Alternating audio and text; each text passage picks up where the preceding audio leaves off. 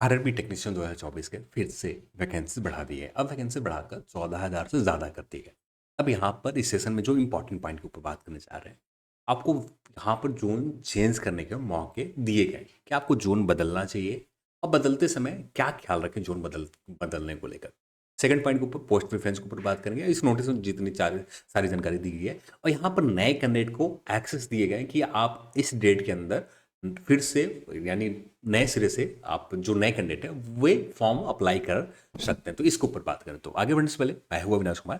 Channel पर आप नए हैं तो चैनल को सब्सक्राइब कर लें और इस वीडियो को आप अपने दोस्तों के साथ शेयर जरूर करें। तो ये सारी जानकारी आरआरबी के ऑफिशियल वेबसाइट के ऊपर आपको मिल जाएंगे। तीनों लिंक आपको नोटिफिकेशन के लिंक आपको डिस्क्रिप्शन बॉक्स में भी मिल जाएंगे, वहां से जाकर आप पढ़ सकते हैं। वैसे हम लोग डायरेक्ट आपको जो नोटिस में जानकारी दी गई कुछ इंपॉर्टेंट पॉइंट है उसके ऊपर बात कर लेते हैं।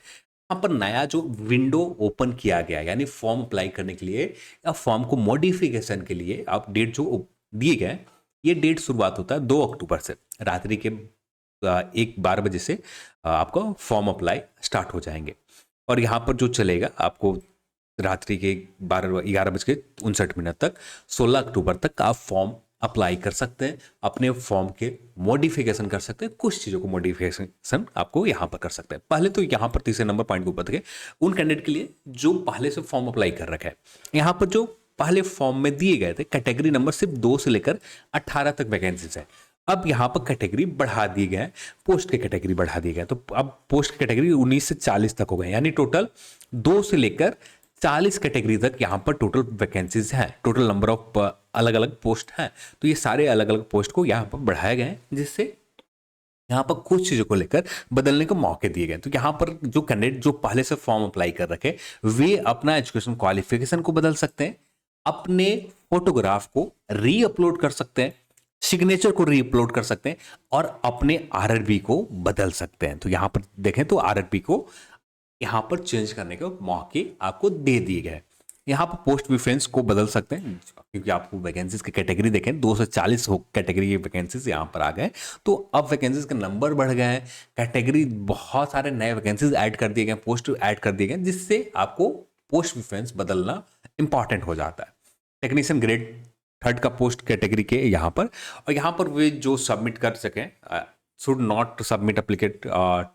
तो यहाँ पर मल्टीपल एप्लीकेशन आपको अप्लाई नहीं करना, तो ये चीज़ का ख्याल रखनी है। अब यहाँ पर वैसे कैंडिडेट जो नए कैंडिडेट है वे फॉर्म अप्लाई कर सकते हैं और जो क्राइटेरिया यहाँ पर होगा वो 2024 में जो 2 फरवरी 2024 के नोटिफिकेशन है टेक्नीशियन का जो जिस समय आया था उसी के अकॉर्डिंग होगा। उसी के अकॉर्डिंग आपका एज का कट ऑफ होगा, उसी के अकॉर्डिंग आपका एजुकेशन क्वालिफिकेशन होगा। कुछ एजुकेशन क्वालिफिकेशन जो बढ़ाए गए उसके नए आपको कॉरिजेंडम में इस कॉरिजेंडम में आपको मिल जाएंगे। ये रहा आपके सामने कॉरिजेंडम। अब इस कॉरिजेंडम में ये नए पोस्ट के किस पोस्ट के क्या एजुकेशन क्वालिफिकेशन है 19 से लेकर 40 तक ये सारे पोस्ट के एजुकेशन क्वालिफिकेशन यहाँ पर दे दिए गए। तो जो आप यहाँ पर पढ़ लेना कि आप इन सारे पोस्ट में से जो नए पोस्ट ऐड किए गए यहाँ पर किन किन पोस्ट के ऊपर एलिजिबल हो। तो ये चीज़ें हैं इस नोटिस में, इससे ज़्यादा कुछ जानकारी दी नहीं गई है। और सीधे तौर पे यहाँ पर फॉर्म जो मॉडिफिकेशन करते हैं उनको 250 रुपये फ़ी पे करने होंगे और उसके बाद 17 अक्टूबर से लेकर 21 अक्टूबर तक जो फॉर्म मॉडिफिकेशन करेंगे उनके लिए है। ये अभी जो करेंगे आप मॉडिफिकेशन यहाँ पर किसी भी तरह का फ़ी नहीं है। तो ये चीज़ें आप ख्याल रख सकते हैं। और यहाँ पर जो बेसिक जानकारी है फोटो को लेकर, जो फोटो किस तरह से अपलोड करनी चाहिए इसको एक बार आपको पढ़ लेनी चाहिए।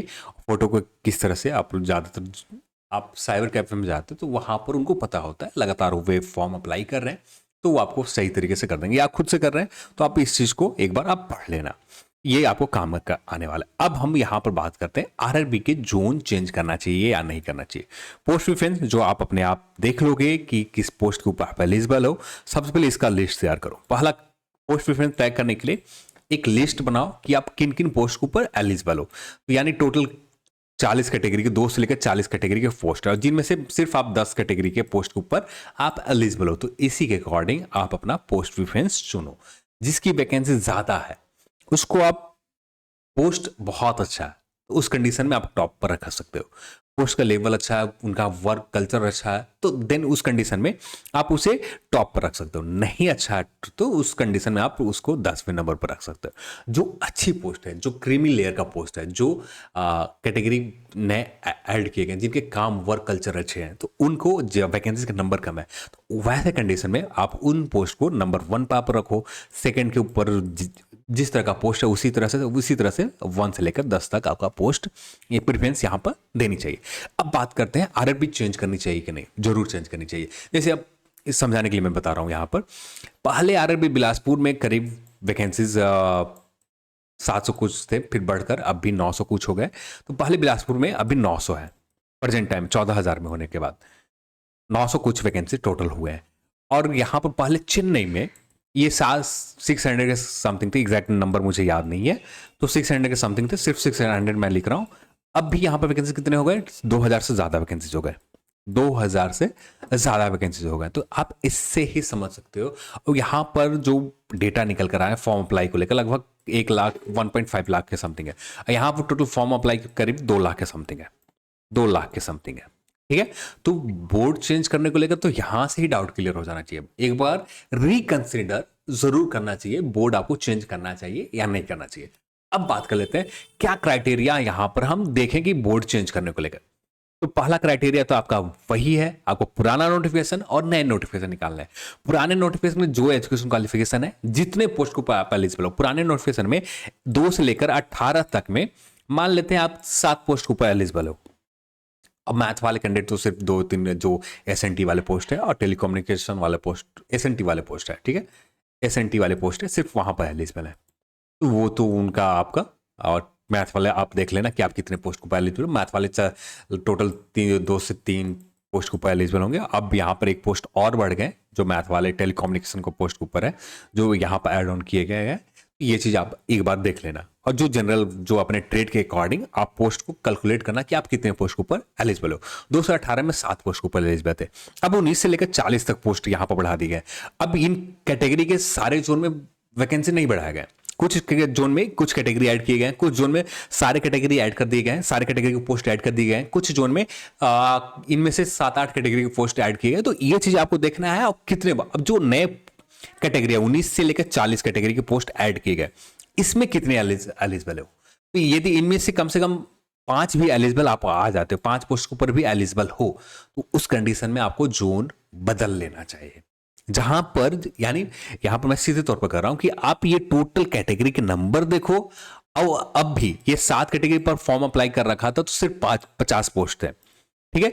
अब यहां पर ये सारे पोस्ट के ऊपर आप अप्लाई कर रहे हो, तो पोस्ट के नंबर कितने बढ़ जा रहे हैं ये देखो। पोस्ट के नंबर बढ़ रहे हैं, तो उस कंडीशन में आपके जोन में बढ़ रहे हैं कितने ये देखो। आप जिस जोन में आपने अप्लाई कर रखा है, पहले मान लेते बिलासपुर में अप्लाई कर रखा है, बिलासपुर में आपने टोटल अप्लाई किया तो 70 पोस्ट है। सिर्फ समझाने के लिए मैं बता रहा हूं 70 पोस्ट है। अब यहां पर इस कैटेगरी के ऐड करने के बाद भी ज्यादा वैकेंसी नहीं बढ़े, सिर्फ 5 वैकेंसी बढ़े, 75 पोस्ट हो गए। किसी और जोन में आप देख रहे हो ये 7 से 5 जो कैटेगरी है, कुछ कैटेगरी से एक्स्ट्रा आप एड ऑन हो जा रहे हो, जहां पर उस कैटेगरी का पोस्ट है। तो मान लेते हैं अब भी मान लेते हैं कि यही नंबर है, इसी इतना ही कैटेगरी यानी 7 से लेकर 5 यानी 12 कैटेगरी के पोस्ट के ऊपर आप एलिजिबल हो। अब इस 12 कैटेगरी के लिए मान लेते चेन्नई में आप सोच रहे हो अप्लाई करने के लिए, अब यहां पर कितने पोस्ट हो जा रहे हैं, तो यहां पर वैकेंसी के नंबर यदि बढ़कर 100 हो जा रहे हैं, 100 से ज्यादा हो जा रहे हैं, तो उस कंडीशन में आपको जोन चेंज करने के लिए कंसीडर करनी चाहिए। ये नहीं कह रहा हूं कि आप चेन्नई में जो अप्लाई कर लो, हाँ जिस जोन में ज्यादा वैकेंसी है, अब यहां पर ये चीज इंपॉर्टेंट हो जाता है क्योंकि फॉर्म मॉडिफिकेशन में सारे कैंडिडेट पार्टिसिपेट नहीं करेंगे।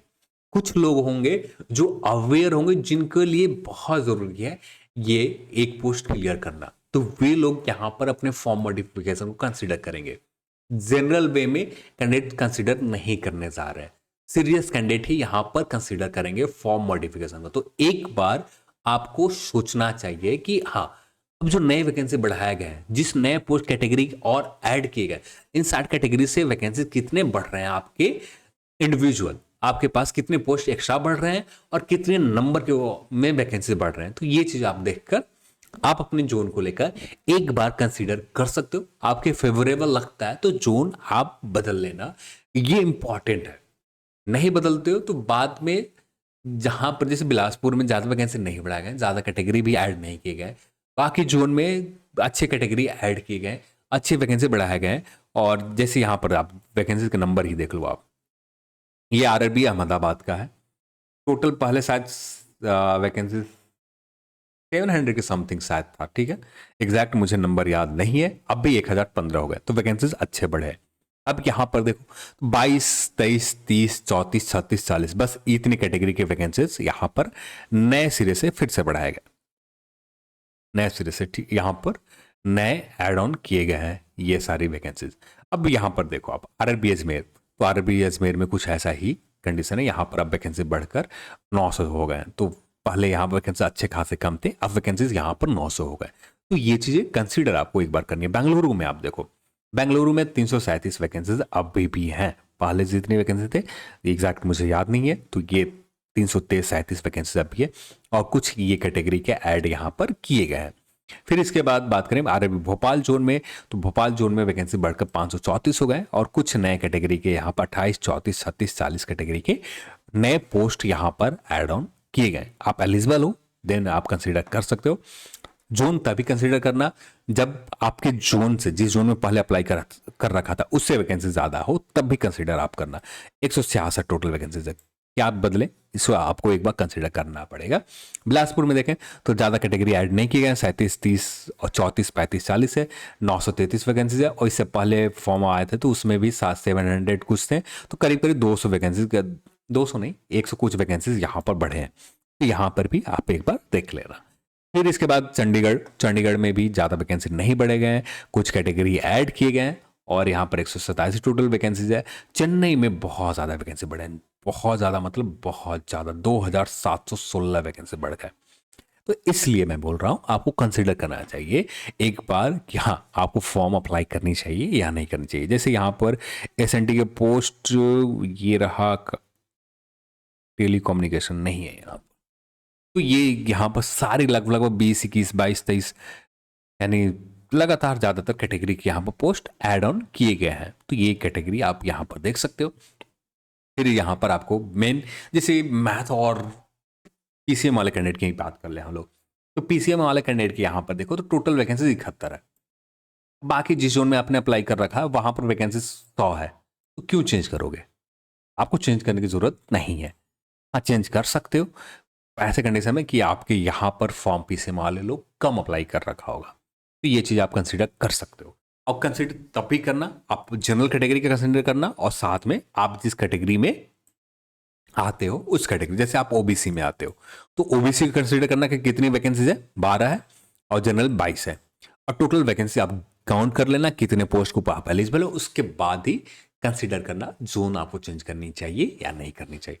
हाँ वैकेंसीज अच्छे खासे बढ़े हैं बहुत सारे जोन में, और इस चीज़ को बहुत इंपॉर्टेंट हो जाता है कि आप एक बार रिकंसिडर आप जरूर करो। पहले से जो जोन अप्लाई कर रखा था उसे एक बार फिर से आप जरूर देखो कि यहाँ पर 1098 वैकेंसी हो गए हैं, तो इसी तरह से एक बार कंसीडर जरूर करो कि क्या करनी चाहिए। पहले आरआरबी मुंबई में ज़्यादा वैकेंसी थे, अब आरआरबी मुंबई में वैकेंसीज बढ़कर टोटल आरआरबी मुंबई में 1284 वैकेंसीज है। तो अब पर आरआरबी मुंबई था, अब आरआरबी चेन्नई हो गया कि सबसे ज़्यादा वैकेंसीज वाला जोन। तो ये चीज़ें आपको एक बार कंसिडर करना चाहिए, और एक बार देख लो आप अपने हिसाब से क्या आपके लिए सही है। तो जो आपके फेवर में काम करता है उसके अकॉर्डिंग आप जोन को बदल सकते हो। तो ये चीज़ें थे, और कुछ नए नोटिस आते हैं उसके ऊपर हम लोग बहुत जल्द बात करेंगे। अब इसको रिगार्डिंग कुछ भी आप कमेंट सेक्शन में पूछ सकते हैं, और यदि जेन्युइन कमेंट रहा तो जिसके ऊपर बात करनी चाहिए वीडियो सेपरेट, तो सेपरेट वीडियो के ऊपर बात कर लेंगे, या कमेंट सेक्शन के रिप्लाई से काम हो जाते हैं तो रिप्लाई देकर आपको बता दी जाएगी।